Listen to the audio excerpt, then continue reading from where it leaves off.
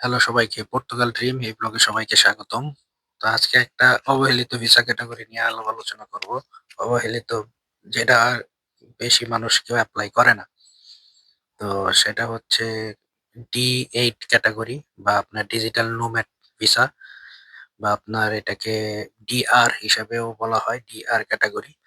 আমার জানা মতে বাংলাদেশ থেকে খুব বেশি মানুষ হয়তো এটার জন্য এপ্লাই করে না। আমি কাউকে চিনি না যে এপ্লাই করছে। বাট ডিজিটাল নোম্যাড এটা কিন্তু একটা মোটামুটি ভালো ক্যাটাগরি। যারা ফ্রিল্যান্সিং কাজ করেন বা রিমোটলি ওয়ার্ক করেন তাদের জন্য কিন্তু এই ভিসাটা খুবই কনভিনিয়েন্ট। এটা সাধারণত আপনার নন ইউ কান্ট্রির মানুষরা করে। বিশেষ করে আপনার ইউএসএ থেকে করে, রাশিয়া থেকে করে, জর্জিয়া থেকে করে, আপনার কাজাকিস্তান থেকে করে, মালয়েশিয়া থেকে করে, থাইল্যান্ড থেকে করে, হংকং থেকে করে। এরা কিন্তু আসলে এই পর্তুগালের ডি8 বা ডিজিটাল নোম্যাড এই ভিসার জন্য এপ্লাই করে বেশি।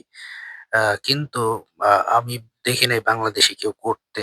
তো আল্টিমেটলি যারা ফ্রিল্যান্সিং এর কাজ করেন তারা কিন্তু এটা মোটামুটি অনায়াসে করতে পারেন এবং ভিসার রেট কিরকম এটাও আমি জানি না। মানে সেই পরিমাণে দেয় কি দেয় না। আসলে আপনি যদি সবকিছু আপনার ডকুমেন্ট ঠিক থাকে, আপনি যদি ভিসা অফিসারকে কনভিন্স করতে পারেন, এটা অবশ্যই অ অসাধ্য কিছু না।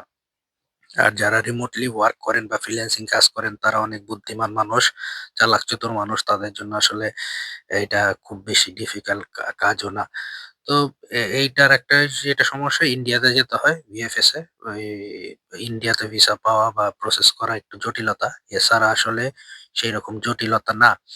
এটার মেইন রিকোয়ারমেন্ট এর মধ্যে হচ্ছে আপনার আ আ মিনিমাম আপনার ৩,০০০ ৫০০, অ্যারাউন্ড ৩,৫০০ আপনার পার মান্থ ইউরো। ৩,৫০০ ইউরোর মতো আপনার কিন্তু ইনকামের মতো থাকতে হবে রেগুলার, এবং আপনার লাস্ট ৩ মাসের স্টেটমেন্ট, ব্যাংক স্টেটমেন্ট এগুলা দিতে হবে। এবং আপনার মোটামুটি বছর খানেকের উপর যদি থাকে এটা ভালো। আপনার কিন্তু প্রায় আপনার ১০ থেকে ১১,০০০ ইউরো আপনার অ্যাকাউন্টসে দেখাইতে হবে এটার জন্য। আর যারা সাধারণত ফ্রিল্যান্সে কাজ করেন বা কোনো একটা কোম্পানির সাথে সাব কন্ট্রাক্টে রিমোটলি কাজ করতেছেন বিদেশি কোনো কোম্পানির সাথে অনেক বছর ধরে, তাদের কিন্তু আসলে ৩,৫০০ ইউরো মান্থলি অনেকের কাছেই খুব বেশি না। তারা কিন্তু এর থেকেও বেশি পায়। এবং আপনার এটা কিন্তু কনস্ট্যান্ট হতে হবে। এটা কিন্তু আপনার এমন না যে আজকে পাইছেন ২-৩ মাস কোনো কাজ নাই, এরকম হলে হবে না। তো যারা মোটামুটি স্টেবল ফ্রিল্যান্সিং এর কাজ করতেছেন এবং এই ধরনের ইনকাম আছে তারা কিন্তু অনায়াসে এই ভিসার জন্য এপ্লাই করতে পারেন। কিন্তু আপনার ৩,৫০০ এর মতো আপনার সেলারির মতো ঢুকে এরকম দেখাইতে হবে, বা ইনকাম হয়, আপনার ইনকাম জেনারেট হয় পার মান্থ মিনিমাম, এটা আপনার দেখাইতে হবে। এবং আপনি কিন্তু আয়কর রিটার্ন, যেটা বাংলাদেশের ট্যাক্সের যে ডকুমেন্ট, আপনি যে ট্যাক্স দেন সরকারকে, এই ডকুমেন্ট গুলো আপনার সাবমিট করতে হবে। এবং আপনার যেটা বললাম যে ১০ থেকে ১১,০০০ ইউরোর মতো আপনার মেইনটেন্যান্স খরচ হিসেবে দেখাতে হবে। এবং আপনার হেলথ ইন্সুরেন্স লাগে একটা, ৩,০০০ ইউরোর মতো কভার করবে। এই টাইপের একটা হেলথ ইন্সুরেন্স আপনি নিতে হবে। তো মোটামুটি যারা ঠিকমতো ট্যাক্স প্রদান করেন এবং রেগুলার যাদের এরকম বিদেশি কোম্পানিতে রিমোটলি জব-টব করেন, তাদের কিন্তু খুব বেশি ডিফিকাল্ট না। এবং আপনি যদি একটা কোম্পানির সাথে অনেকদিন ধরে কাজ করেন, ওই কোম্পানির যে সার্ভিস কন্ট্রাক্ট এটা যদি দেন, তাহলে তো খুবই ভালো। নাহলে আপনি যদি নিজে কোম্পানি তৈরি করে বাংলাদেশ থেকে এটার মাধ্যমে কাজ করেন, আপনার নিজের এই ডকুমেন্ট গুলা, আপনার পে স্লিপ যদি থাকে পে স্লিপ, বা আপনি রেগুলার যাদের সাথে কাজ করেন এটার একটা সার্ভিস কন্ট্রাক্ট, এবং আপনার যে এই টাকাগুলো অ্যাকাউন্টে ঢুকতেছে এটার যে ব্যাংক স্টেটমেন্ট, এগুলা নিয়ে আপনি যদি এপ্লাই করেন, তাহলে কিন্তু আপনি পর্তুগালের এই ডিজিটাল নোম্যাড ভিসার জন্য আ ইজিলি পেতে পারেন আপনার যদি ডকুমেন্টেশন ঠিক থাকে। তো এখন এটার সুবিধা কি? এখন সুবিধা অসুবিধা আসলে এটা ডিপেন্ড করে ব্যক্তি বিশেষে। কারণ বাংলাদেশ থেকে যারা ফ্রিল্যান্সার কাজ করেন, বাংলাদেশের ইনকাম ও যেহেতু আপনার ডলারে পেমেন্ট হয়, সো ওই হিসাবে আপনার ভালো। তো আপনার আল্টিমেটলি যেটা হচ্ছে যে খরচ কিন্তু কম। কিন্তু আপনি ইউরোপে যেয়ে থাকলে শুধুমাত্র আপনার লাইফস্টাইলটাই হয়তো পাবেন, কিন্তু খরচ কিন্তু আপনি সে বাড়বেই। আপনি এখন মনে করেন ডিজিটাল নোম্যাড ভিসা নিয়ে আপনি ইউরোপে গেছেন, কিন্তু আপনার খরচ কিন্তু আসলে বাড়বে, কমবে না। কারণ ইউরোপের লাইফস্টাইল অনুযায়ী আপনার যে খরচ ওই অনুযায়ী হবে। কিন্তু আপনার এটার ক্ষেত্রে কিন্তু আপনিও যেটা হচ্ছে ৫ বছর পর যে পর্তুগিজ সিটিজেনশিপ এটার জন্য কিন্তু এলিজিবল হবেন।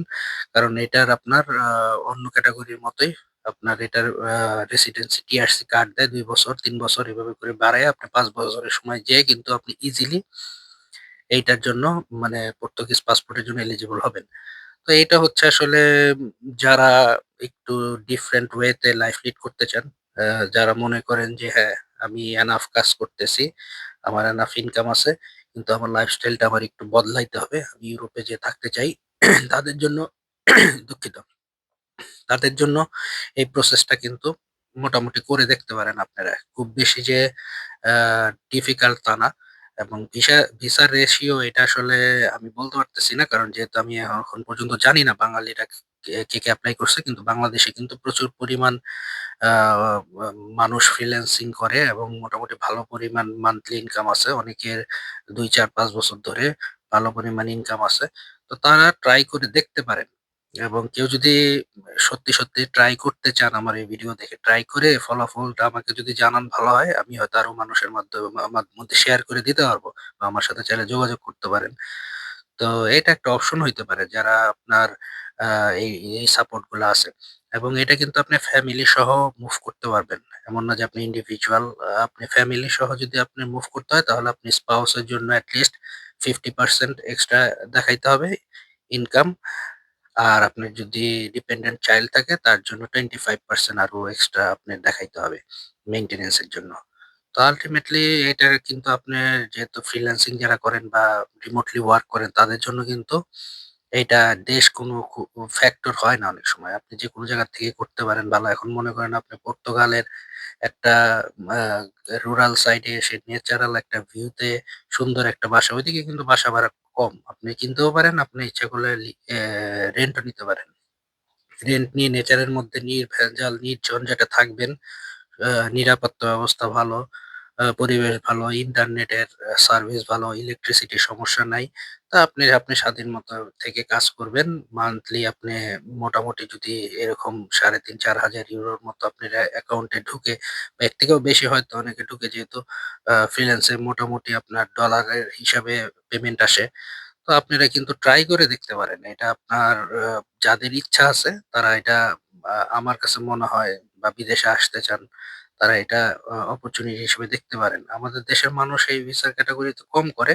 কেন করে এটা আসলে আমি জানি না। কিন্তু আমার কাছে যেটা মনে হয় দেশে যেহেতু আপনার বিজনেসটা অনেক বড় করা যায়, আপনার ইন্ডিভিজুয়ালি ফ্রিল্যান্সিং শুরু করলে বা টেক লাইনে থাকলে রিমোটলি ওয়ার্ক করলে একসময় নিজে একটা অর্গানাইজেশন দিয়ে আরো কিছু মানুষকে শিখানো এবং তার মাধ্যমে বিজনেসটাকে গ্রো করা, এবং নিজের একটা বিজনেস এস্টাবলিশড করা এই সুবিধাটা থাকে যেটা আপনার বাইরে গেলে থাকবে না। থাকবে না তা না, আপনি থাকবে কিন্তু আপনার দেখা গেছে সেই মনিটরটা আপনার হয়তো এসে রিমোটলি করতে হচ্ছে। তো আপনার এই সুযোগ সুবিধাটা মানে আপনার জন্য কমে যাচ্ছে। সো এইটা দেখা গেছে যে গ্রোথ এর ক্ষেত্রে অনেকাংশে এটা প্রতিবন্ধক। তো হয়তো এই কারণে অনেকেই ডিজিটাল নোম্যাড ভিসার জন্য হয়তো এপ্লাই করে না সামর্থ্য থাকলেও। আর যাদের মনে করেন যে একটা স্ট্র্যাটেজি আছে, না ঠিক আছে আমি রিমোটলি ম্যানেজ করতে পারবো। আমার লাইফস্টাইলটা পরিবর্তন করা দরকার। আমি এই ক্যাটেগরিতে ট্রাই করি। দেখি আমি ইউরোপে যে থাকি ওইখান থেকে হয়তো আমি যেহেতু আমার ইউরোপে অ্যাক্সেস হচ্ছে ওইখান থেকে হয়তো আমি আরো ক্লায়েন্ট আমি নিজে আ সরাসরি কমিউনিকেশন করে হয়তো নিতে পারবো। অনেকের এই ধরনের চিন্তাভাবনাও থাকে। তো তারাও এই যে এই চিন্তাটা থেকে তারা আসলে ট্রাই করে দেখতে পারেন। তো এই তো এই পর্যন্তই। এই ভিসার জন্য খুব বেশি যে ডকুমেন্টেশন লাগে তা না। আপনার যেটা বললাম যে আয়করেরই লাগে, আপনার ব্যাংক স্টেটমেন্ট লাগে, আপনার যে রেগুলার আপনি যে কোম্পানিতে সার্ভিস দিতেছেন, আপনি যদি ৪-৫ টা ক্লায়েন্টের সাথে রেগুলার কাজ করেন, তাদের যে ডকুমেন্টেশন গুলা, কন্ট্রাক্ট গুলা, সার্ভিস কন্ট্রাক্ট গুলা এগুলা সাবমিট করবেন। আর আপনার তো সেভিংস তো দেখাইতেই হবে। তো মোরলেস এইগুলাই যদি আপনি দেন, সাবমিট করেন, আশা করি অস্বাভাবিক না ভিসা পাওয়া। এটা এমন জটিল কোনো প্রসেস না। আপনার যদি ফান্ড ঠিক থাকে, ডকুমেন্টেশন ঠিক থাকে, আপনি ইজিলি এলিজিবল হবেন এই D8 ক্যাটেগরি বা ডিজিটাল নোম্যাড ভিসার জন্য। তো সবাই ভালো থাকেন। নেক্সট ভিডিওতে কথা হবে। আজ এই পর্যন্তই।